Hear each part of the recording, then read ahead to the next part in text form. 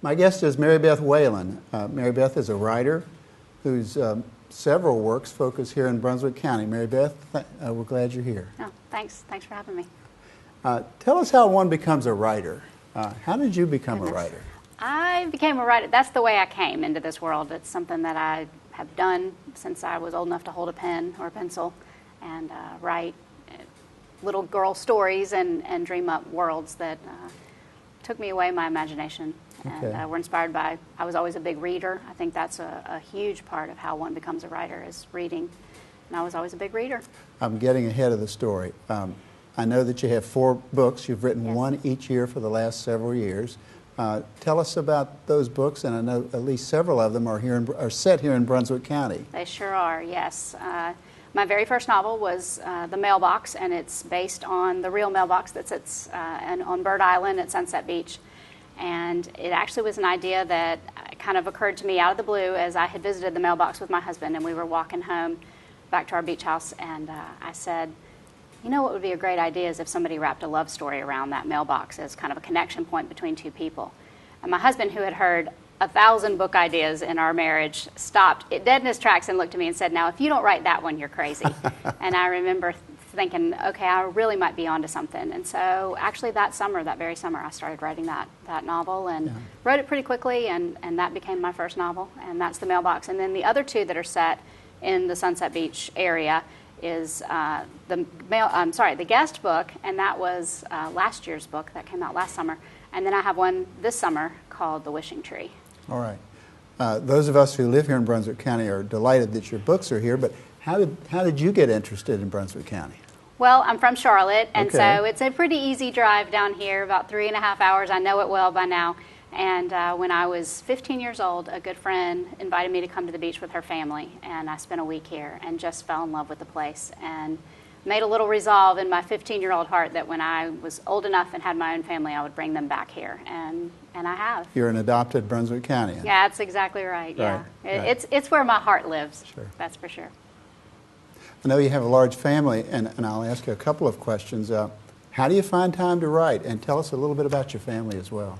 Well, I have 6 children. They range in age from 21 down to 8, and so it's a crazy life. It is hard sometimes to find the time, but I think if you're passionate and you're committed, you will find the time, whether it means getting up a little earlier or staying up a little later, or just taking that 15 minutes at your lunch break or when the kids are not doing something and committing, I'm going to make this a priority every day. Do you keep a laptop or an iPad or something close by? I do. I keep my laptop open at all times. Other writers have told me that they actually capture thoughts in the middle of the night or anywhere, and that they try to write it down quickly before it goes away. Is that true for you? Oh, for sure. I have paper in my purse, my car, in my nightstand drawer, notebooks that I keep constantly with ideas for future books, and that's just something that you do. You have to get it down because you will not remember if you're like me. Okay. A good writer has a great imagination, right? True. How do you develop a character or a series of characters? How do you come up with them? For me, they kind of just show up. And I know that sounds a little hocus pocus. I can understand that. They do. They kind of just show up and start talking. And the trick is paying attention and letting them continue to talk and letting them develop and giving them time to develop. That's the one thing I'm learning the most, is that I can't just right out of the gate start writing a character. I've got to give it time and listen to who they are and what they want and really dig deep before I'm ready to Well, I like tell the 2 story. words you just said. You have to pay attention. Yeah, for sure. Tell me a little more about that. Well, it's easy in the rush of life to get distracted and to let the noise of life and the busyness of life ebb away at your attention and your creativity. And so for me, it's learning to capture those thoughts and, as you said, get them down and preserve them and listen to them and make sure that they are important in your life. Yeah, that's pretty nifty. You mentioned that 3 of your books are set here in Brunswick County? Yes. But one is not. Tell us a little bit about the setting there. That one's actually in my hometown in Charlotte. It's much more of a suburban kind of desperate housewives, real housewives of Charlotte, North Carolina, kind of story. It's much more peeking in their windows and seeing what's really going on behind those perfect neighborhood facades. And so that's called She Makes It Look Easy. And that was a fun one to do.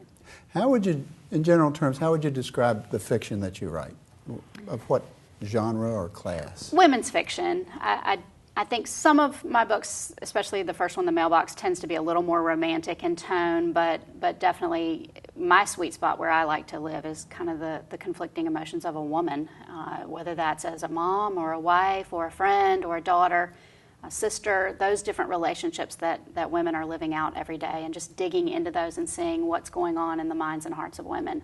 So, do you begin with the end in mind, or does the novel work its way through sequentially and naturally? I always have the end in mind. Okay. I do, and actually, most of my books I've written when I've written the first draft and I've written that last line, it has stayed exactly as I wrote it. It never changed through all the edits or anything. The last line's always pretty much been exactly what I said. And it's been funny because when I wrote the last line of my newest, The Wishing Tree, I was not really necessarily intending to end at that scene. And when I wrote that line, I was like, well, that's the end. And that was Good. kind of a neat, fun thing to happen. That's never happened before. Yeah. Once you finish a first draft, do you have others that will read your drafts, or do you work on all of those issues yourself? Now that I'm under contract and kind of writing on a tight time frame, typically my editor is my reader. So that's kind of how it's worked thus far. So. Okay, you just mentioned time frame, and Yeah. that causes me to ask you another question. Are you bound to a tight time frame? And what is your time frame for well, writing with doing a a book a year, it's been kind of a quick pace that I've been producing at since the first book came out. So, I mean, I love it. I don't really know now how to function without a contract and a deadline. I see. I do best with that. You're one of those folks that Yeah. work well Under with the deadlines. gun. Yeah. Right. Yeah. Right. I understand that. Tell us about your latest book, which is called The Wishing Tree.